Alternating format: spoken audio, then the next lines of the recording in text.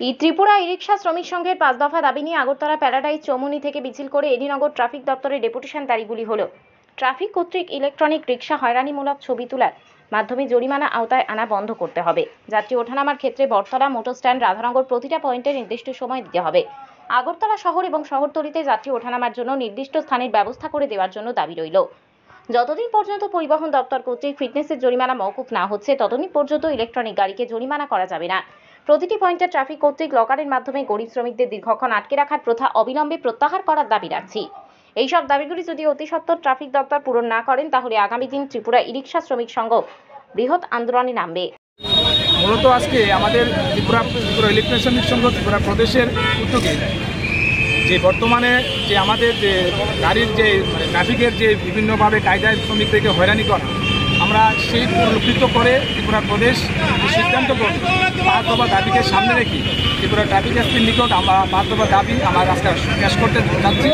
এবং এই দাবির ভিতরে যে উল্লেখিত যে দাবি, আমাদের যাত্রী উঠানামার ক্ষেত্রে বটতলা, মোটর স্ট্যান্ড, রাধানগর প্রতিটি পয়েন্টে নির্দিষ্ট সময় দিতে হবে এবং ট্রাফিক কর্তৃক ইলেকট্রনিক রিকশা হয়রানিমূলক ছবি তোলার মাধ্যমে জরিমানা আওতা আনা বদ্ধ করতে হবে। মূলত যে বিষয়, যতদিন পর্যন্ত পরিবহন দপ্তর কর্তৃক ফিটনেসের জরিমানা মকুব না হচ্ছে ততদিন পর্যন্ত ইলেকট্রনিক গাড়িকে জরিমানা করা যাবে এবং প্রতিটি পয়েন্টে ট্রাফিক কর্তৃক লকারের মাধ্যমে গরিব শ্রমিকদের দীর্ঘক্ষণ আটকে রাখার কথা অবিলম্বন প্রত্যাহার দাবি আমরা রাখছি।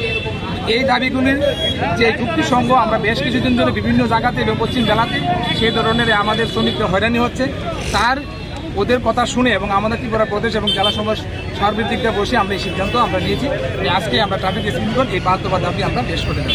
যদি তারপরেও কোনো ধরনের উত্তর না আসে ট্রাফিক দপ্তর থেকে, তাহলে কি ধরনের আন্দোলন করব? আমরা যদিও আমরা আজকে দাবি পেশ করব, তারপরে যদি আমাদের কোনো আশানুরূপ ফল না আসে, এই ধরনের কার্যকলাপ যদি বদ্ধ না হয় এবং কোথাও যদি আইনের কেটেরা থাকে আমরা অবশ্যই মানব। তার ক্ষেত্রে কতগুলো আইন যেমন থাকে, আইনের শ্রমিকদের জন্য একটু সেই আইন লাগু করা হয়, তো তার জন্য আমরা সেই দাবিগুলি ট্রাফিক এসপির নিকট আমরা অনুপ্রয়ণ করব। তারপরে যদি এগুলি এসপি সংশোধন না হয় তাহলে আমরা আগামী দিন ত্রিপুরা প্রদেশ এবং জেলা সার্বিক নেতৃত্ব, আমাদের সর্বভারতীয় নেতৃত্ব সবার সাথে আলোচনা করে আমরা আগামী দিন স্টেপ আমরা নেব। আপনার পরিচয়টা?